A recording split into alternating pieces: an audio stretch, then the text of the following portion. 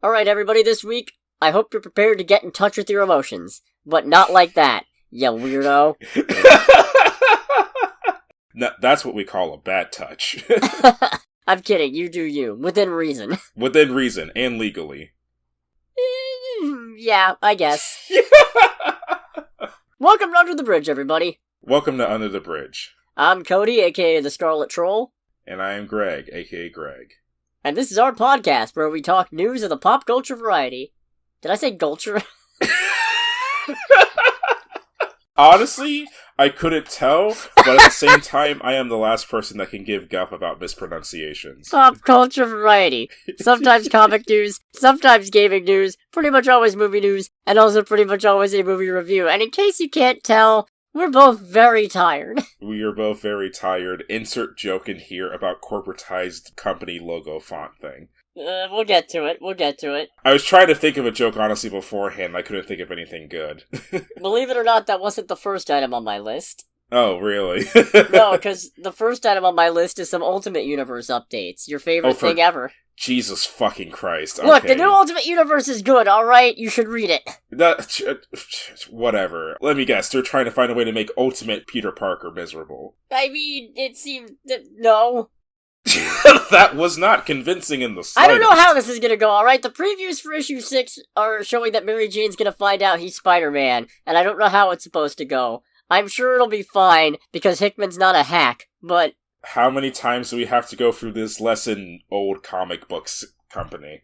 Anyways, the point is, solicits are out for, I want to say August? Is it August? No, September. Well, right now it's June. Well, yeah, thanks. You're welcome. I really needed that update. We're off to a great start here. No, we got some sick introductions coming up, though. Okay. Apparently, Ultimate Black Panther number 8 is gonna have Black Panther and Storm taking the fight directly to Moon Knight. Reminder, in this universe, Ra and Khonshu run pretty much the entire continent of Africa except for Wakanda. Okay. And are trying to destabilize that country, so Wakanda's striking back against their tyranny. Psylocke is showing up in Ultimate X-Men number 7. That's super sick. Alright. I'm just a little confused, because it seems like they basically turned the X-Men in this continuity into magical girls, which... not in, like, the Sailor Scout sense, but in the sense of, apparently, the team lineup is all girls, and their mutations are supposed to be mystical in nature. In the realm of pain and suffering with magical girls, it's like, on a scale of 1 to Madoka Magica, how bad are we talking? Oh, it's the X-Men, so I'd say pretty close to Madoka Magica. Oh boy. Yeah. And then Ultimate Spider-Man number 9 is introducing the Sinister Six. 6'9". No. Sorry. No, why would you do such a thing? I can't believe you've done this. Or I can't believe I've done this, rather. No, I can't believe that either. But we're getting the Sinister Six. Yeah. Okay. And I had their lineup and then I forgot who it was, so now I have to Google it again. You forgot it because of my god-awful joke. You know what? That wasn't the thing, but I'm gonna blame you anyway. So thanks a lot. No, you're welcome. The Sinister Six is gonna be brought together by Kingpin and composed of himself, Mysterio, Kraven, Mr. Negative, Black Cat, but not Felicia Hardy. Apparently, his name is Walter. Or at least, I don't know if that's confirmed. It might be people are suspecting this is Felicia's dad. Oh, that would be something. Yeah. And then also the Mole Man, which is interesting because he's usually a Fantastic Four villain, but obviously the Fantastic Four don't exist in this universe because the Maker killed Sue, Ben, and Johnny and locked Reed up as his prisoner to do his science work for him. Okay. So that's also sad. And also that's going to be the focus of Ultimates number 4. Okay. Along with concerns that new Ultimate Reed is more concerned with recreating a life he lost instead of helping fix the one that they've got. Alrighty then. No, okay, Ultimates number 1, a lot of fun. Not in the actually fun sense, but in the... This is a good read, because the idea is they're 6 months in the future of where they last left off, and they get the idea, Tony and Reed get the idea, oh, here's what we'll do. We stole all these superhero origin loot crates from the Maker, right? So what we'll do is... we'll make a free-to-play game on the Chinese market! We'll send them back in time to 6 months ago, Okay. And that way, once we do that, we'll have an army of heroes ready to help us stand up against all this tyranny and injustice. So they do that, turn on the news. This isn't any better. No. Actually, I think it's worse. It's measurably worse. Is it now? Yeah, they sent all the boxes out. Turns out most people either turned it down, it didn't reach the right target, or they died not being able to use their powers right. Jesus Christ. Yeah, Spider-Man was one of the only big successes there. No, I'm very excited for the Ultimate Universe in general, especially the Ultimate Sinister Six. Very curious to see what they do with this lineup. I mean, I know it's not the first time this kind of thing has happened, but I find that kind of plot thread interesting of how it's like, okay, we're gonna try to set this out so people get powers and stuff, and we already fucked it up. Oh, we borked it. We borked it, man. Yeah. No, they had an homage to Spider-Man No More with Hawkeye throwing his costume and bow in the garbage and walking away. And also, Carol might have exploded. Carol might have exploded. Yeah, no Captain Marvel here, I guess. Just spontaneously combusted. It's ambiguous what happened. We see her basically exploding. I mean, she might have lived. Okay. It's hard to tell. It's Captain Marvel, alright. She's got a jank-busted energy-absorbing power set. See, now I have to look this up. I am literally searching into here, Captain Marvel explodes. First result is Captain Marvel explosion. There's a very small image in that. It was like a background thing. Oh, was it? Yeah. Oh, come on. I looked it up, and the results I'm getting are from Carol getting her powers in the movies. Oh. That's annoying. Yep. Yeah. Anyways, the Ultimate Universe is about the only thing I'm looking forward to with Marvel right about now. That's a lie. Immortal Thor's also good. I just wanted to make fun of their new logo. You know what's funny is that you sent me a thing about this new logo, and it did not register to me right away that this was their new comics logo, because I genuinely thought you just sent me a picture of the Marvel Studios logo. and the messed up part there is it's not even the same font. Apparently, it's in the same font family, but it's not the same font. That's wild. Right? Why not just... That's already annoying. Yeah. So, apparently, they're going to be using this for their new Twitter account, because I'm not calling it X. Taking the place of the Marvel Unlimited account. Okay. Alright, so I guess Marvel Unlimited was originally their official account? Yeah, it was their subscription comic service, where you could read a bunch of stuff digitally. Okay. They're doing a bit of a rebrand, though, and their hard launch is going to include, per their update, weekly comic updates, reading recommendations, behind-the-scenes content, news, and fun stuff. Said, in our best JJJ voice, "We're here to bring you pictures of Spider-Man!" Which, I think that's pretty fun. Fair enough. I like to think someday I could be J. Jonah Jameson if I tried hard enough. But not the Alex Jones ripoff version from the MCU. Yeah, no. I don't want anything to do with that guy. Right. No, this is a really bad-looking logo. It is very corporate. It's so cynically, synergistically corporate. Yes. And for what? For why? For who? You want to remind me that the comics are now just media adaptation machines churning out new things? I mean, okay, that's not 100% a fair statement, because there's some actually really good original stuff coming out. But yeah. I'm still a little bitter about what you've been doing to the Guardians for the last 10 years. I mean, even though I'm not crazy about it, from a general marketing perspective, I do have to say it does make sense, because they're probably like, people even know this is a company that's existed for, 80 years? Something like that? It's a thing of like, hey, we are popular. We are very popular, or more popular with the general public, from the movies. So let's have another link to go, hey, we're related to the movies. Yeah, but the movies don't get people to read the comics, at least not long term. Yeah, no. Of course not. But they're not banking on that, I guess. You know what would help? I hate to beat this dead horse, but what would help is if you do what James Gunn does, where it's like, hey, you know this thing that we're working on? Here's some stuff you might want to read if you're a fan of the character. Or if you want to know more about the character. Or if you just want a vague general idea of what we're shooting for with this adaptation. Check this out. Look at all these books. You can buy them. That would make more sense. Yeah, and yet Marvel just... I just love the juxtaposition of, yeah, we're gonna rebrand our comics logo to remind you that we're the guys who make the good movies. What about suggesting some comics for your interested readers to pick up? Yeah, right. Nah, fam. It's the whole meme of the people in the office. It's like, okay, we need to lure in more readers. Like, what do? We make our new logo. We make our logo corporatized. We make it similar to the movie logo. And then just a guy in the back with his hand on his face. Why don't we tell people about our comics so they actually buy them? And it just gets tossed out of the window. Also, I got grim news. Marvel's doing their own official podcast. Oh, no. And starting June 26th, it's coming out on Wednesdays. That's different. I forgot to mute the notifications on my phone. No, Greg, you know our podcast comes out on Wednesday, right? Yeah, I think so.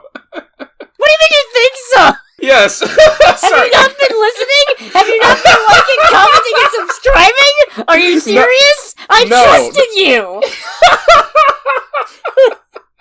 Make sure to like, comment, subscribe, everybody.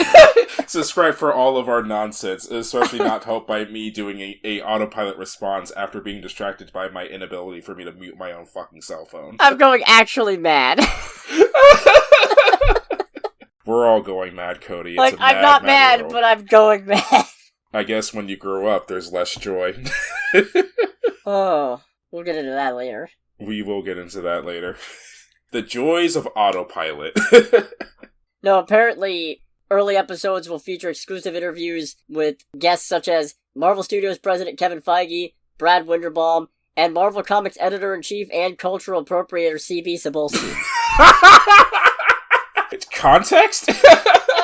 Look, it's a whole thing, but maybe do a little bit of research, but he kind of got his foot in the door with some lines by using the pen name Akira Yoshida, and he is not Japanese. Okay. So, maybe just look it up a little bit. He still has the job, so maybe look into it a little bit. That I did not know about, honestly. Yeah, I don't really feel like getting too deep into it, but it's fair. It's a pretty known matter of fact, so, give it a little glance when you get the chance. Viewers at home. That's something.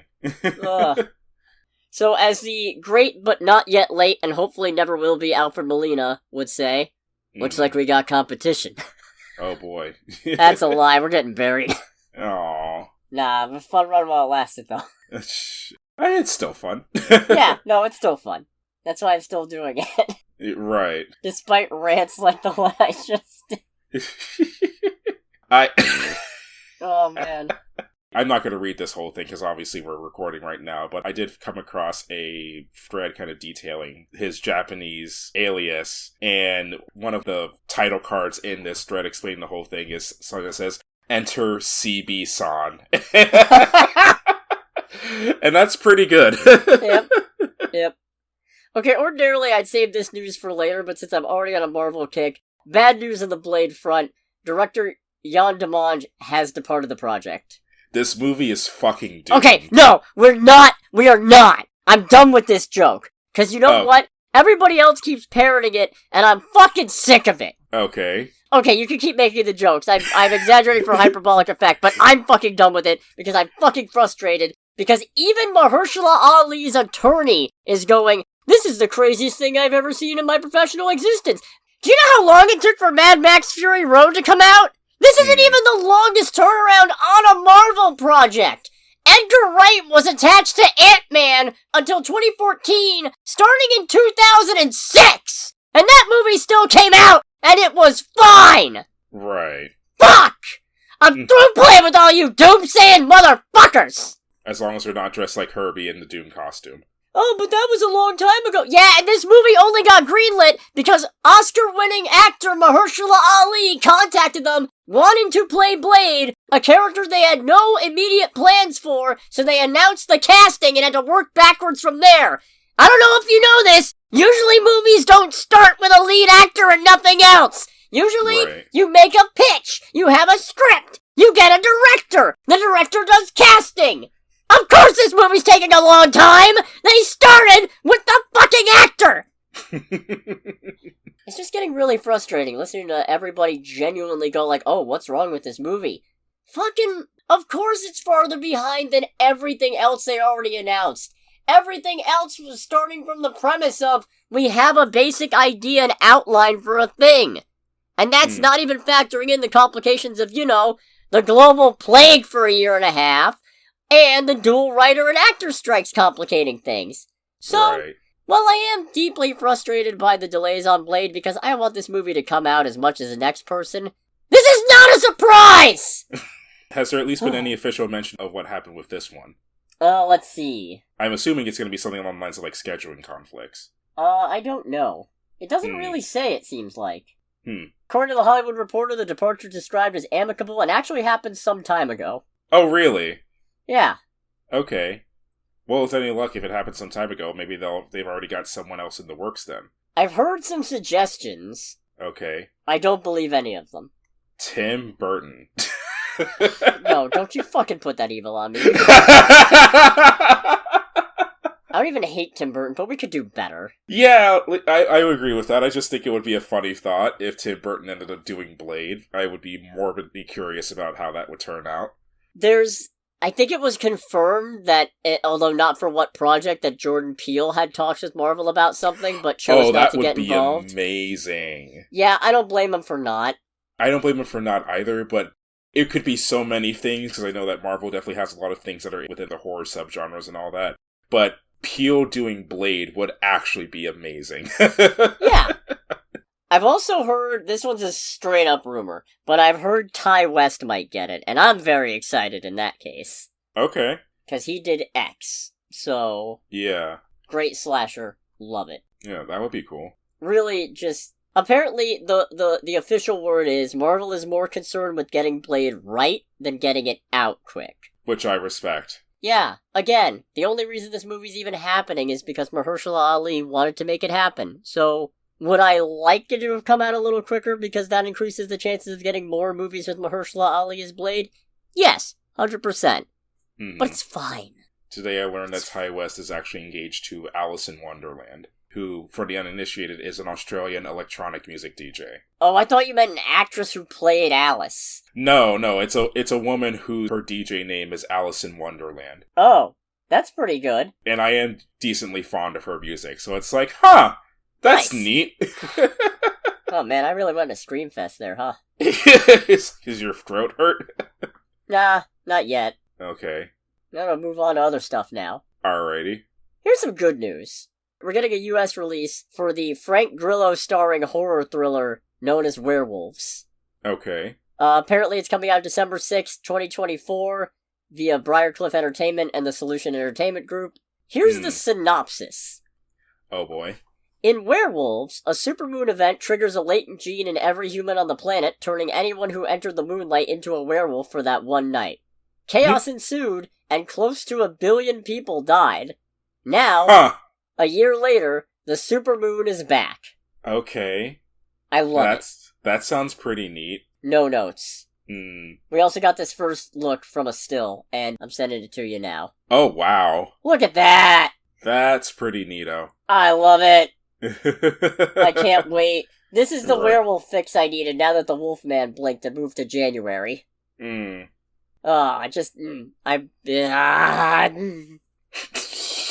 Okay, those were noises. Yeah, I don't know. I'm just happy. I mean, you don't need to apologize for it.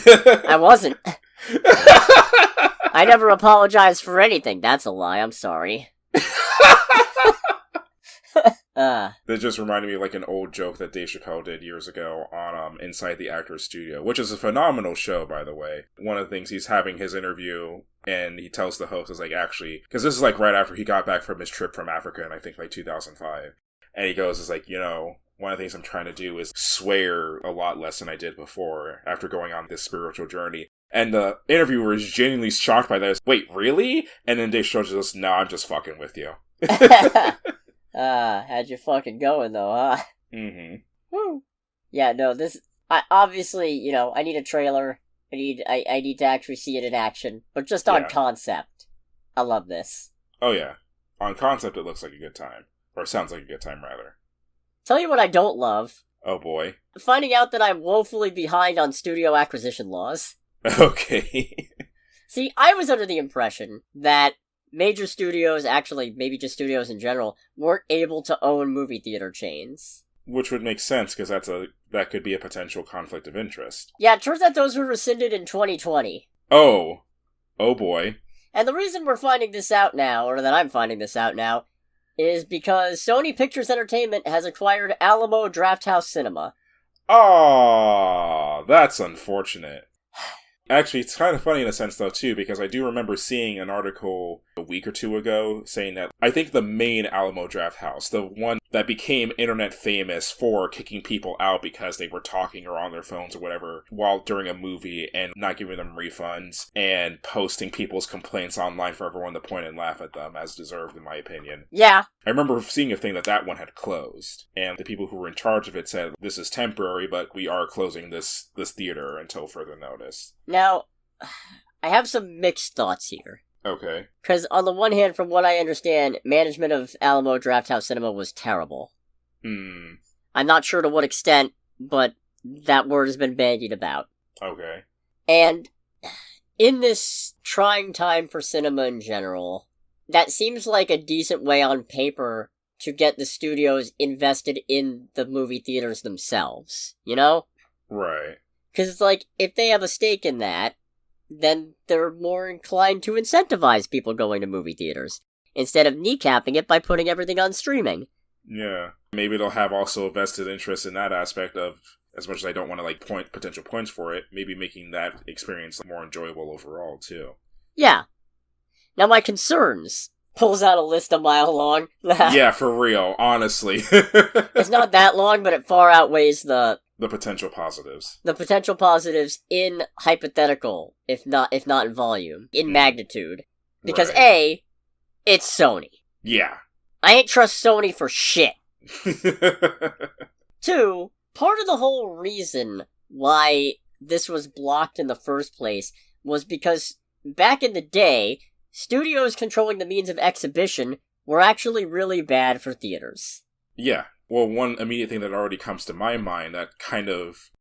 It's two things that go together, even though I don't see it realistically happening. A, the first part would be a theater potentially that's owned by a major studio, potentially locking out other movies from being shown at the studio, which I want to say would be a conflict of interest in the competition side of things. And then the follow-up for that would be if they do that and a movie ends up being terrible and not selling well and the theater gets less business, looking at Craven potentially. Yeah. And then, so now it's a thing of alright, so we're double fucked because you're not letting us potentially, of course it's all hypothetical, this theater is double fucked now because you're not letting movies from other studios or companies be shown in, and also no one wants to come here because the only movie of interest that you have coming out right now is garbage. Right. You're not gonna have slam dunk home runs all the time. Yeah. And granted, that's a hypothetical of locking other studios out, but that's basically just what the streaming wars are. Yeah, exactly. It's basically just, we'll start our own service and make people pay for that. So imagine, if you will, the dystopian future we're heading towards, where Sony owns Alamo, Warner Brothers owns AMC, Disney owns Regal, and then you need 3 fucking subscription services if you want a good deal on those movies. Or you could just pay fucking $20 a pop every time you want to go see one, and also that means, say the nearest AMC is 15 miles away. Well, good fucking luck! When streaming started, the idea was to get away from cable. Now we're looking at a world where movie theaters might become cable. I hate that. Yeah, so do I. So do I, trust me. But I can see it. It's the whole thing of follow the money and follow the history of human behavior. And as much as I don't want to be a Debbie Downer, I can easily see it going that route. What else did I have? DC stuff. Yes, DC things. Good. Has DC kept their logo? Yeah, as far as I know. Good. We're getting a Blue Beetle animated series. Oh, no kidding. Yeah, apparently Warner Brothers Animation and DC Studios are working on it. It's going to follow on from the 2023 movie. But we don't know if that means it's going to be a sequel? Any word if it's voiced by the same cast? Nothing yet. I wouldn't be surprised, because one thing that Gunn stressed is that things in the DCU are going to have the same actor play the character across different mediums. Okay. And he did say, or I don't remember if he said it specifically, but there was a confirmation somewhere, I think, that we were going to see Zola Mardueña's Jaime Reyes again. Okay. I guess that doesn't necessarily mean it's canon to the DCU, because they are still doing Elseworlds projects. But, I don't know. I just don't know. I think it'll be interesting to see what happens with this animated series. Who knows? Maybe they're gonna go kind of reimagining of it. Kind of like how Dragon Ball Super did anime adaptations of the two the two post-Boo movies of Battle of the Gods and Resurrection F. Right. Because they made those movies, and then the anime did adaptations of those movies. So maybe it'll be something like that, but to more align what they want Blue Beetle to be in the DCU. Since the movie's apparently not canon. Fair. So, this is me not being a Dragon Ball person, because I was not a Dragon Ball kid growing up, but that sounds contrived. Because normally I'm used to movies about anime coming out after the anime does its thing to kind of be a package catch-up for the anime, not the other way around.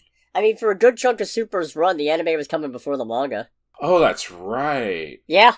Yeah, I forgot about that, because the anime caught up with the manga extremely quickly. It did. Okay, yeah, I forgot about that. Okay, that makes more sense. It started with the anime, Super did, and then the manga happened. Oh, okay. But now the manga outstripped the anime, because the anime stopped for a bit, and I don't actually know if it's coming back. Probably. Okay. Who knows with Toriyama passing away. And then, at the... Annecy Anime... I'm bad at pronunciation. I don't know if it's Annecy or if it's Annecy. I got ants in my pants. Annecy. Anastasia. There's an animation festival. Okay. Apparently they showed a not quite look at Creature Commandos, but they showed some storyboarded sequences and character designs. Okay. And also we got a video message from James Gunn that was not screened to the public, but the details have gotten out. Oh boy. Where he once again confirmed that the plan is that the DCU, this single united universe they're doing, is going to have the same actors across video games, TV, and movies. And he said, what this means in practical terms is that our characters can move in and out of animation or jump into a game or onto the big screen, but they'll remain consistent throughout. Same character, same history, same actor. And I'm a little skeptical there. Yeah, that's a lot. I hate the idea of canon video games. Yeah. First off, if you're someone who's trying to keep up with what's canon, that's a lot to keep up with. That's a lot of money being spent. Pushes it into a little too much homework for me, thanks. Yeah, and then, while the idea is that to keep that consistently, I feel like, if anything, it would be extremely easy for the consistency to kind of wear thin at a certain point, putting the actor or whoever through that for multiple media projects that are a lot more closely linked with each other, both in terms of storytelling and in terms of time commitment. I'm mostly just concerned with, from a creative standpoint, that sounds kind of bland. A little bit. In the same way as, okay, not everything that Marvel's put out since the MCU started has been canon to the MCU, but a lot of the stuff they've done has been MCU-inspired, to its detriment. Yeah. And I feel like trying so hard to keep everything that interconnected really does a disservice to some of these projects. But I guess we'll see there. I can see that. I can see how that would be an issue. We also found out that Creature Commandos is debuting in December on Max, which is great because that means that I have an excuse not to talk about Kraven for Poorly Explained Comics at all. Oh no, I can't talk about any of the Kraven characters for this upcoming movie. There's just so many things in Creature Commandos to pretend that I know about. Yeah, oh boo-hoo, I can't give Kraven attention. Oh, perish the thought. But no, I actually have the Creature Commandos collection because James Gunn was kind enough to advertise that it exists and was a good starting point for this concept. Which I respect the fuck out of. Right, yeah. And that's why I bought it. It's the whole thing of you scratch my back, I scratch yours. Yeah, by scratch my back, I mean fulfill my consumeristic need to buy things. We also got a little bit of a synopsis. Okay. Apparently this is going to pick up directly after Peacemaker Season 1, which is weird considering according to Gunn, Peacemaker Season 1 isn't canon? Oh, wait, the what? Okay, what? Yeah, no, season 2 is going to be canon to the DCU, but season 1 isn't. And I believe him when he says that they're going to reconcile this incongruity. Is that a word? I feel like I'm saying it weird, if nothing else. It's a word now. No, that's a word. I don't know if I pronounced it right. I feel like I put the accent on the wrong syllable, but... Shut the fuck up. No, I will not. Where was I getting for this? Oh, right. What the fuck did I just say? Peacemaker Season 1. Because... Oh, right, you haven't finished it. So I probably shouldn't spoil it. Basically, Waller can't pull her usual Task Force X shenanigans. So she gets a bunch of actual fucking monsters to do her dirty work, and that's where Creature Commandos is coming in. God damn. Can someone please shoot her in the fucking head? Right? Look... I think Amanda Waller is a really interesting character, but in recent years, especially in the comics, it's been really frustrating watching her constantly backslide into a worse and worse, more despicable, more monstrous person and get no comeuppance whatsoever. Yeah. Although I will say, if there is any positivity about Amanda Waller and her portrayal in live action, is that it did do a wonderful job of really affirming to me how good of an actress Viola Davis is. Yeah, and I guess she did get come up. You know what? I have a little more faith, because I just remembered in the Suicide Squad she got hit in the head with a golf club. Yeah, but I wanted her to get shot. Yeah, but it's still something at least. That's fair. In the comics, she wouldn't even get that. I still maintain that the best part of us going to see the 2016 Suicide Squad movie was at the end, her showing up and me just saying, probably a little bit too loudly in the theater, please can you just fucking die? But no, she has to deal with Batman, who wants a roster of metahumans to pick for his Justice League. Brilliant. Mm-hmm. Yeah. I don't remember who the actress was who played the lady who knocked out Amanda Waller, but she was spectacular. Get on the satellite, Dale, you dickhead! Boom! Headshot! Oh, man. Let's go to trailer time. Trailer time. It's trailer time again! We've got movie previews to watch! It's trailer time again! We got a new trailer for The Wild Robot, and boy, howdy do I not want to see this anymore. It's amazing how much of a 180 we have gotten on this trailer. Not since the last 3 episodes of Samurai Jack have I seen a show go from 60 to 0 that fucking fast. Yeah. And this isn't even a show, it's a movie! It's a kid's movie. And it's amazing because, like, the original trailer showed it as this robot being lost around wildlife and all that. So I'm thinking, oh, looks cute. This is going to be something where it's like, it's this extremely intelligent robot not knowing what to do in this unknown environment. Yeah, I'm expecting a quiet, non-verbal, introspective piece about discovering what it means to form connections and discover your own humanity, even despite being a robot. And now there's voice acting. Yeah, and then it's like, in this one, it's like, and all the animals are talking. God damn it. And the robot's talking. Yeah. Oh no! Oh no, I hate this! Oh! And what's very funny about it is that we knew there was going to be voice acting of some kind, because even in the first trailer, it does have a line given at the very end. I forget what that line is, in all honesty. But there is something said at the very end. It's like, okay, so there's going to be someone talking for sure, but it's like, maybe it'll be like a narrator, or like one of the very few humans who shows up later trying to go after the animals or the forest that they're in or whatever. Apparently Mark Hamill and Ving Rhames are in this movie. And see, I like them, but... I don't know, I kind of thought when they had all those voice actors listed, maybe they'd only be in, like, a prologue, or maybe they'd be in a third-act flashback, where we find out that the robot's actually, like, an Iron Giant-style killer weapon from outer space who's chosen a life of peace instead. Right. But no. Hmm. And we only get one really good line in the whole thing, which is the robot, voiced by Lupita Nyong'o, is raising a little baby goose. Right, and yeah. He has to learn how to swim. And this fox just goes, oh, I can show him how to swim. Just the way my mom taught me. Kicks it, swim! That part was very good. That got me. That got a laugh. But I'm so disappointed by how unique the first trailer made this concept look. Mm-hmm. And somehow, adding voice acting has just completely destroyed it. It's amazing, because it's like, and it just kills all interest that we had in this movie. I'm a little sad now. Hmm. Anyways, we also got a trailer for Kill.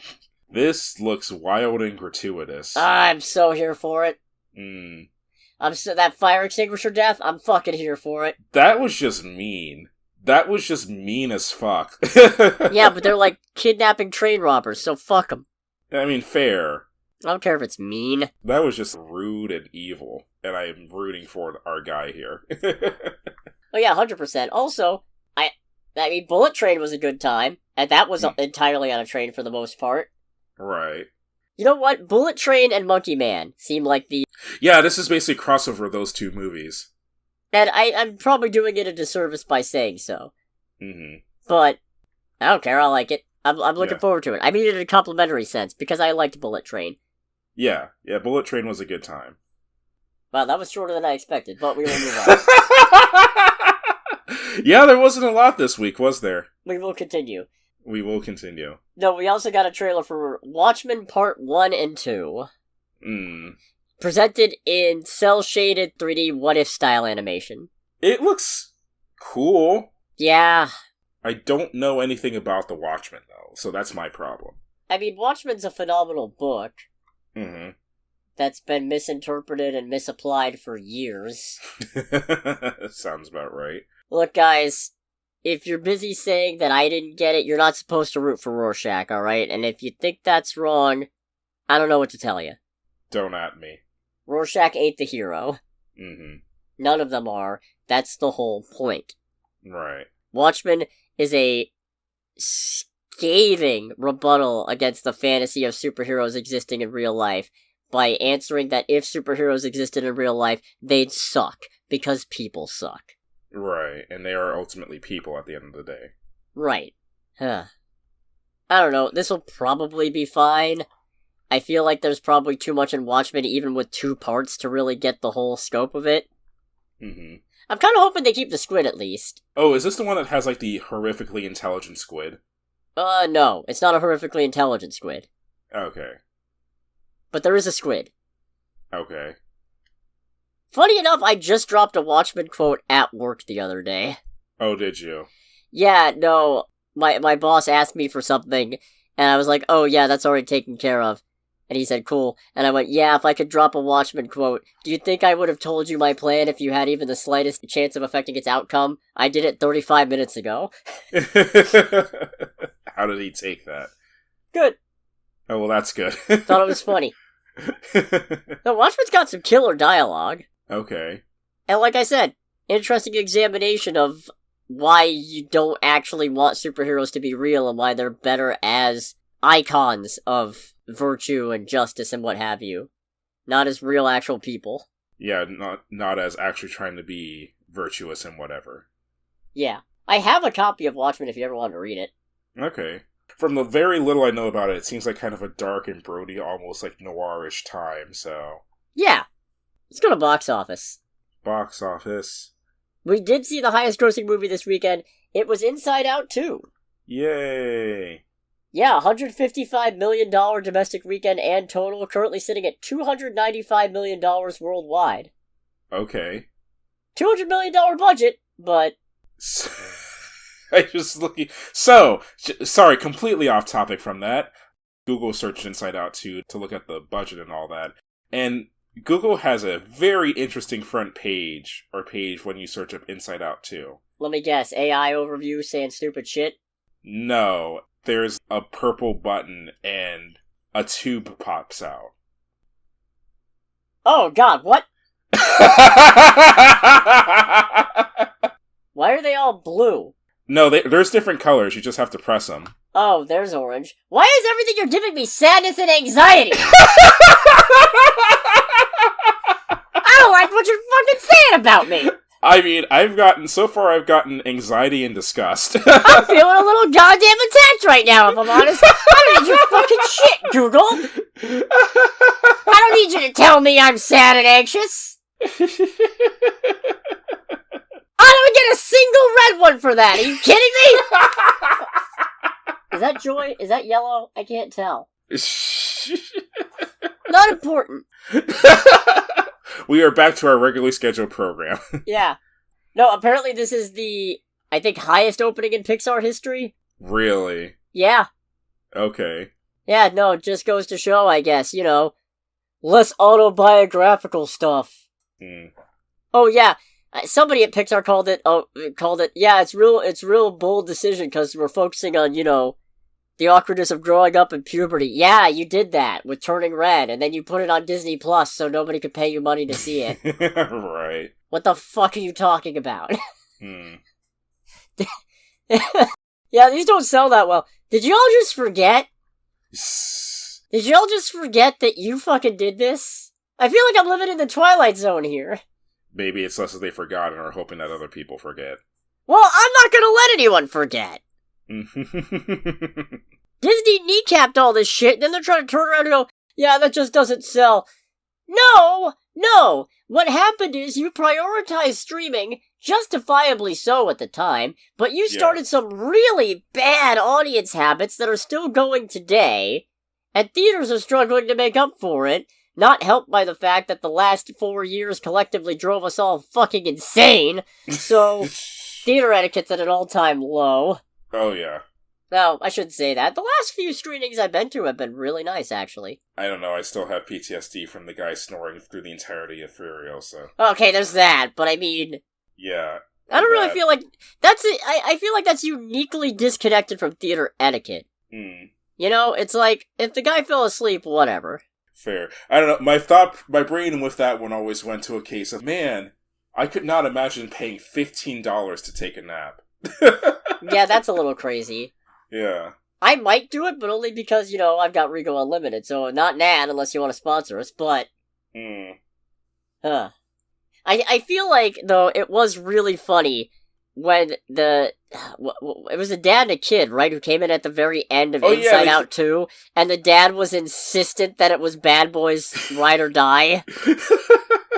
While there's still an animated scene going on, it's like, are you fucking serious, man? Yeah, like they came in while there was an animated scene, so that would have been the first thing they see coming in would be the animated scene on the big screen, and they still kind of walk up, not to our level, but like the one before us, just asked a random person, "Is this Bad Boys?"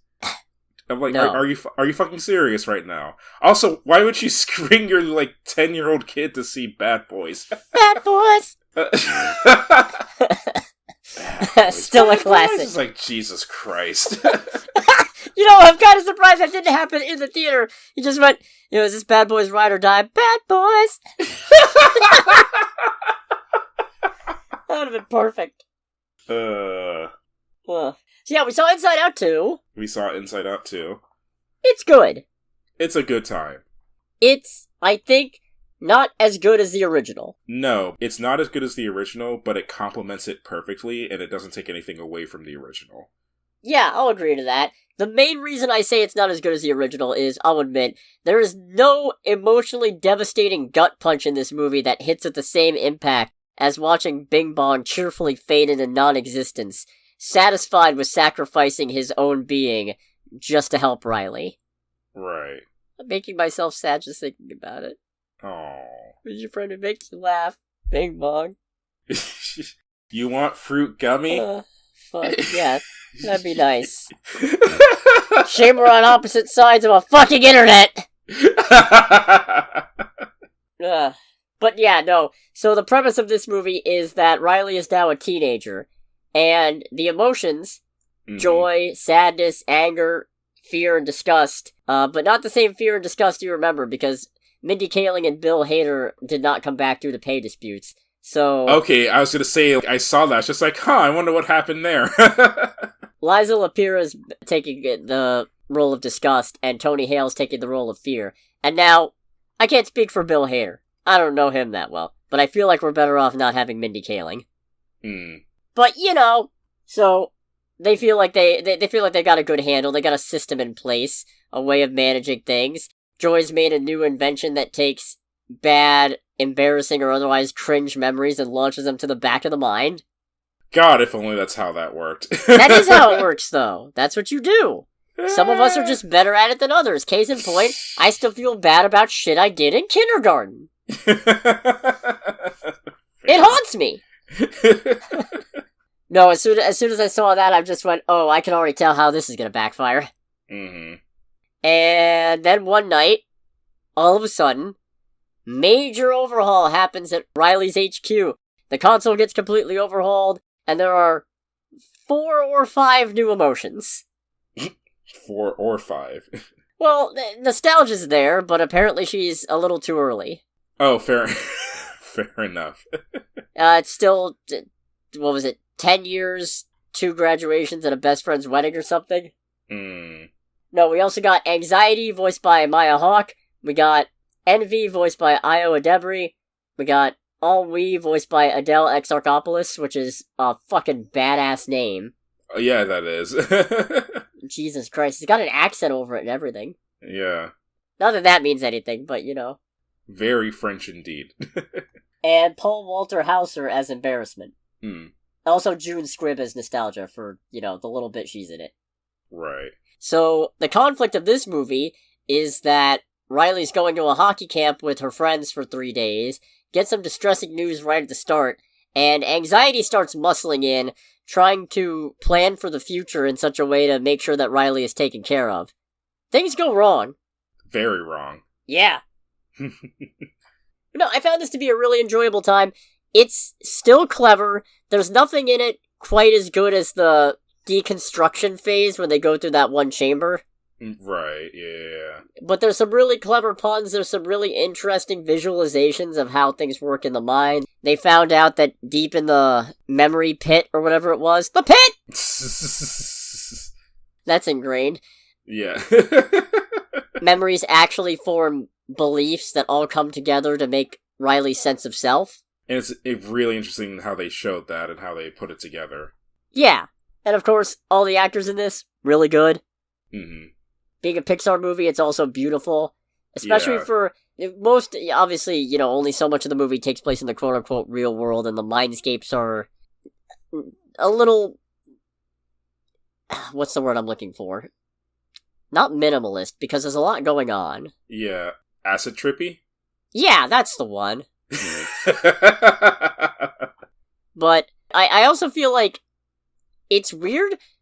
Somehow, I relate to this one more, which you'd think would mean that I like it more, but I don't. No, it's a thing that I've seen kind of tossed around with this movie, which I think was originally said as a joke, but does actually make sense. Because the first Inside Out was 9 years ago. Right. And I've seen people saying, yeah, this movie was made for people who were like kids or maybe like young parents when that movie came out. And here are things as they are now. And I think that does actually encapsulate it quite well. I guess. Part of it is also, like, with a lot of what's talked about this movie, it did make me kind of think about my time as a teenager and having to deal with things like anxiety and embarrassment and general awkwardness and stuff like that. Oh, I'm still dealing with anxiety. I mean, so am I. Anxiety's at the front of my console right now. Yeah, but this is when it starts. Yeah. They did a frustratingly good job with anxiety. Oh, yes, they did. There was definitely a certain point with anxiety, it's just like, no, go fuck yourself. I do not need reminders. I follow every step of your logic, and that's making me very uncomfortable. It's making me very uncomfortable and very, very angry. Yeah, I'm about to go full Lewis Black here. But that's the thing about it, though. It's like, all of that is done so incredibly well from, like, a writing and storytelling and action perspective. Because it's like, yeah, that's how the shit works. And the movie does a wonderful job of showing that, while still showing it in, like, the full depth and attention it deserves, while still having it shown in a way that does make sense and can be easily picked up by anyone who's experienced anxiety. So basically, any human being. There's no in-depth, like, explanation or, like, thesis about it. It's just like, yeah, you watch it and you're like, yeah, that's about right. It's also nice to see they avoided the pitfall that a lot of sequels have, where in the first movie, a character goes through an arc, learns a lesson, and then in the second movie proceeds to act as though the first movie never happened, and they never learned that lesson. Right. Because here, Joy is fully aware and accepting of the fact that all the emotions have a purpose. Right. There's a really good moment early on where they're holding sadness back from something, and at first you think it's, but then you realize, oh, it's a temporary thing. They're just like, not yet, not yet. And then when they're in a spot where they feel like it's okay, it's like, they just let her do her thing. Riley has a brief cry session. Mm-hmm. Joy even says, it's alright, we need this. And then they get back to it. Yeah. Which was really refreshing. Yeah, that was very good. And even as anxiety becomes more antagonistic and less helpful, at no point does Joy ever adopt the mindset of, oh, let's get rid of her. It's always just, no, we have to talk some sense into her. We have to work together on this thing. She's never like, we have to get rid of her, but it is a thing of like, we have to stop her. Right. Yeah. I will say, obviously, anxiety is the main new emotion here, with envy as the secondary, and then I'd probably say, in terms of importance, anxiety, envy, embarrassment, and then ennui. You almost could have done without ennui. See, I kind of feel differently about that because I replayed parts of the movie in my head, and I feel like maybe it's because I'm used to media having a more upfront and mildly vitriolic display of envy. But I kind of felt like it's like, man, I felt like envy wasn't highly utilized in her role in this. See, the thing for me is that envy works as a enabler for anxiety. That makes a lot more sense. That's her primary role in the thing, is she is functionally anxiety's second in command, being the sounding board. And because here she's represented as kind of an annoying hanger-on who isn't resentful of people, but seeks to emulate them in the most annoying way possible. Yeah, and that desire to emulate them is what gets... That makes so much more sense, actually. Because I was fully expecting Envy to be a lot more, like, vitriolic and sinister. No, same, and I'm honestly kind of surprised. She does get one moment. Is this a spoiler, do you think? If I don't go into details? Maybe. She gets kind of one moment where she steps into the spotlight a little bit as an antagonistic force on her own, but it's one moment. And it just kind of passes. And I think Envy... I think I remember reading somewhere that originally Envy was planned as a villain in the first movie. Oh, really? Yeah. And then they decided, nah, it didn't really work, and... It was hard to make the character entertaining or justify their continued existence. Right. Or maybe that was because... I might be getting another pitch mixed up, because I also remember reading that earlier at least, there was a plan for this movie to have the villain be an emotion called shame. And they cut it because they were having a hard time making the villain actually engaging, and also it was pointed out that shame isn't technically a universal emotion anyway. Yeah, I feel like the consistent engagement in that would be the hard part. Yeah. So that's interesting. Old emotions. Joy's still definitely the lead. Right. The three emotions, fear, anger, and disgust, who kind of got left behind on the big epic life-changing adventure last time, get a little more focus here, I think. Yeah. But also, wow, they're all really fucking annoying when they're together. Isn't that the point? I feel like that's kind of the point. No, it makes sense, because, like, they're all kind of negative skewing emotions. So when you put them all together and there's only joy to balance them out, it makes sense. Which also gives a lot of weight to a thing that happens later in the movie. Yeah, it does. It definitely does. There's some really cool new locations that I don't want to get into. Well, maybe not cool, but interesting and funny. And very funny, yeah. There's one that kind of killed us. And then, you know what? I feel like part of this is better saved for the spoiler section. Okay. But also I found out the dad is Kyle MacLachlan. Huh. So he's Sky's dad from Agents of S.H.I.E.L.D. No kidding. And also Agent Cooper from Twin Peaks. Okay. Yeah. Alrighty. So that's a fun little fact. He was also he was also the dad in the first movie. I just didn't know that. Right. We got anything else that's not a spoiler, we think? I can't think of anything. Yeah, I'd definitely say this is worth watching. It's, like I said, not as good as the first one, but the first Inside Out is pretty solidly, I think, Pixar's third best movie. So, right. In that sense, it's not a WALL-E or a Ratatouille, but it's definitely a Finding Nemo. Yeah, no, I can agree with that. So, definitely worth checking out. I mean, it seems like this is another one of those movies where if anybody's going out to see movies, this is what they're seeing right now. Yeah. I think it's already the 5th highest grossing movie this year, which is good for it, bad for everything else. Yeah, but this has not been a great year for movies so far. Yeah, Deadpool's tracking pretty good, it sounds like. Oh, well, that's good. Yeah. Hell, Kung Fu Panda 4 was 3rd. Oh, wow. And then the sadness sets in. Not important. If you don't want to get spoiled on Inside Out 2, make sure to click away in 3, 2, 1. So I'm sure they won't do this, because last time they did it, the Twitter poll was overtaken by bots and led to some really stupid choices. But, if in 2025, the Oscars ever brought back the Big Cheer Moment poll, I guarantee you that the winner for that, as voted by fans, is going to be When Anxiety Enters the Speed Force! Yeah, the whole Speed Force thing is actually one of the best and one of the most uncomfortable representations of an anxiety attack I think I've ever seen in a movie. Yeah, because, I don't know about you, I've had those.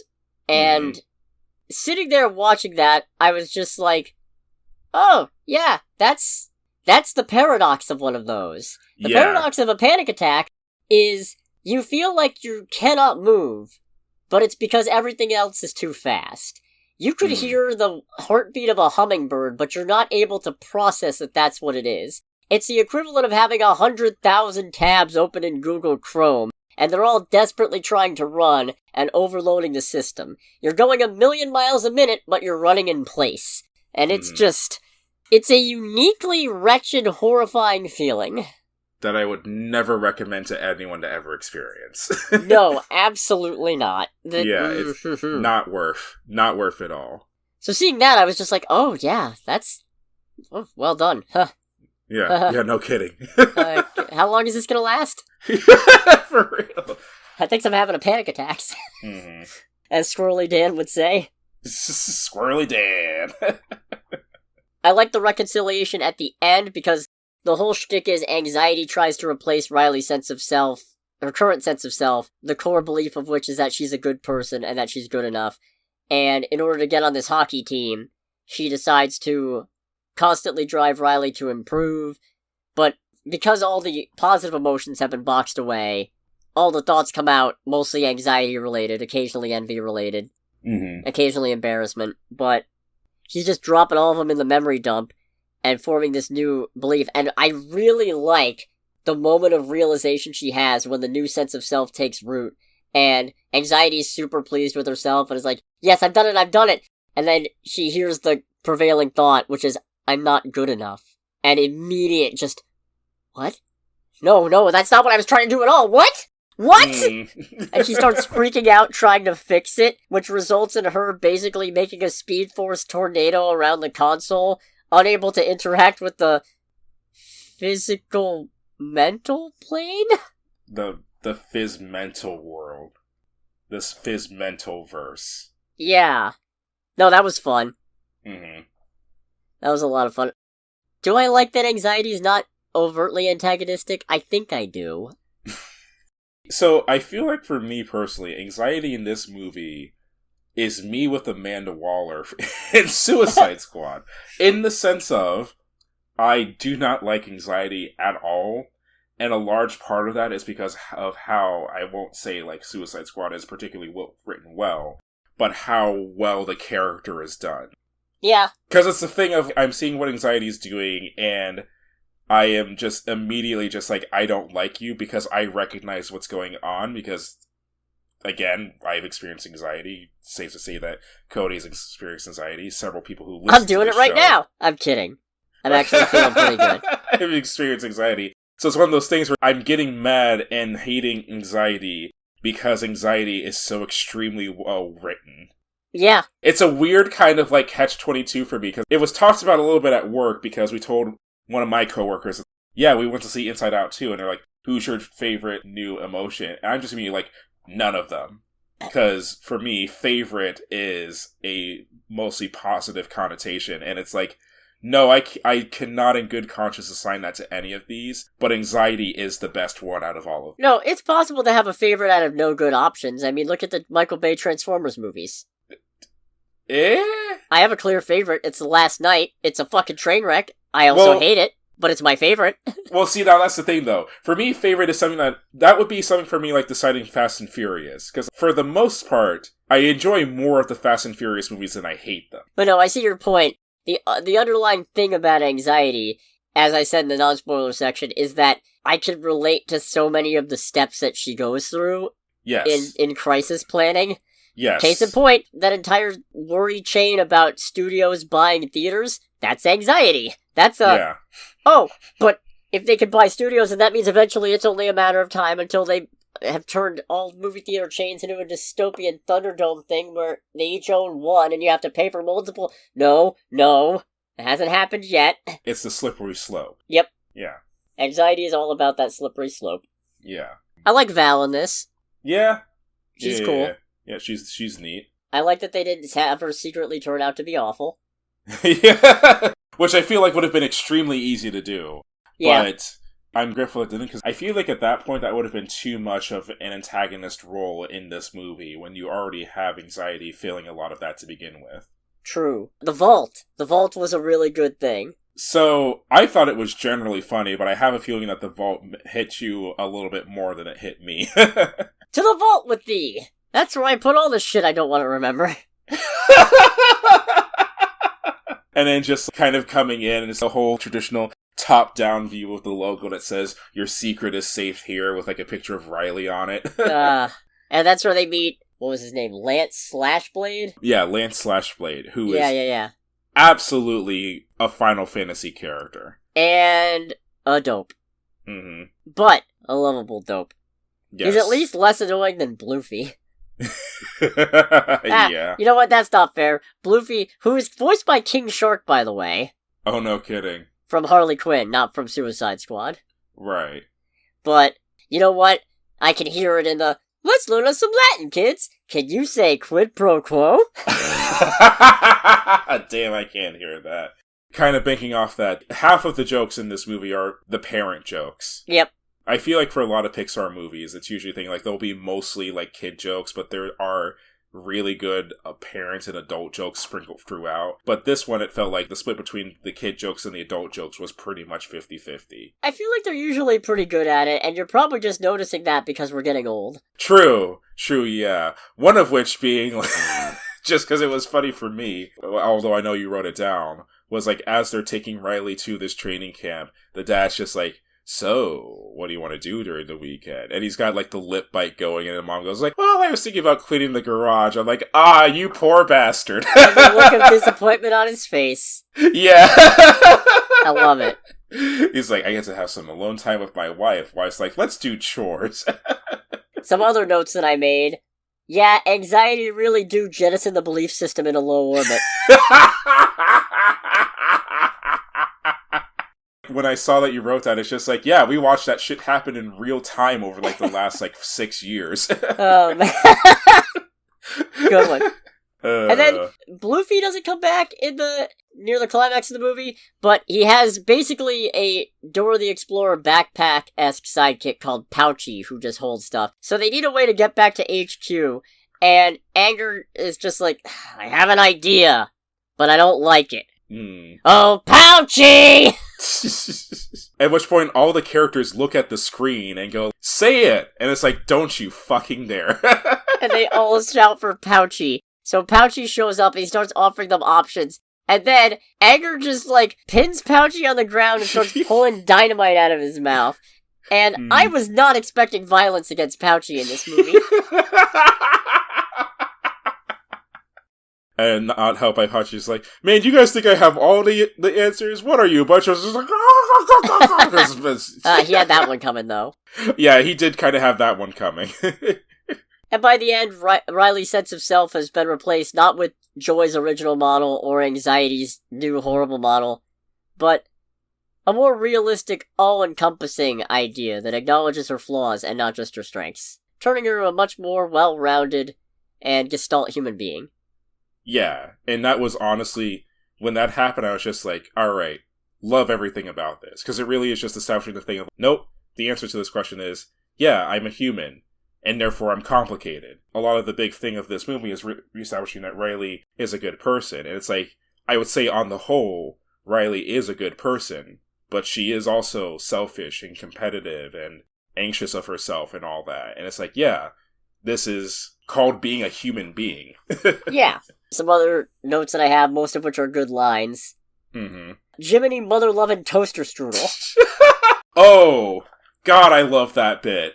Because it's the thing of kind of banking on the whole thing of all the emotions being really annoying when they're together. And it's just like, you have no idea what you're doing. Or they said something along the lines like, you don't have any idea what it's You're like. delusional. And delusional. Then Joey just goes, yep, I am delusional. Do you know how hard it is being happy all the time? Especially with how negative you folks can be? Yeah, the face she gives before she just, like, lets it rip is the most Amy Poehler face I can think of. You're right. That is Amy Poehler to a fucking T. You are, in fact, correct. Mm. I also got, there's a lid for every pot. Endless loop of tragedy and consequence. I forget which one was that. Fear said it. I don't remember why. Oh, fair. I mean, it's true, though. And he's not wrong. Mm. Something about Riley rallying a weary nation to victory. Oh, I think that was when it goes through the whole future careers parade. And it's like, it could be a cook. No, it was in the imagination land where anxiety was using Riley's imagination to cook up all kinds of terrible scenarios, and then joy and the other emotions start countering it with good ones. Mm-hmm. She wins a team, goes on to the Olympics, and rallies a weary nation to victory. That was it. Right. Which also led to, when they're coming up with positive scenarios, Anger going, what if Riley's team wins and we buy flowers for the losing team? And they just stare at him. What? It can't be the rage guy all the time. And I was it's like, that's that's sweet. Good for you. Good for you, man. Yeah, proud of you, man. The real question is, why don't any of you? You had a parachute this whole time? And also, confetti if she makes a team. If she doesn't, it's fine, though. Confetti if we don't! I love it. Oh, and then, of course, the extremely emotional line that hits like a truck, kind of like as the movie gets to the third half, where they finally do reach the original sense of self, and everyone's the original emotions are completely stuck. At which point, Joy, who is completely distraught and just completely stuck in place, and was Esther's like, what do we do? And she's just like, I don't know. And she just sits there and goes, maybe as you grow up, there's just less joy. Oh, that hurt. God fucking damn it, that hurt. Of course, it immediately followed up by, but we can't sit here and do nothing at the same time. And I'm like, damn, this is some real shit. Yep. I appreciate it. Yeah. Yeah, all in all, this was a good time. This was a very good time. I don't think we need another one, though.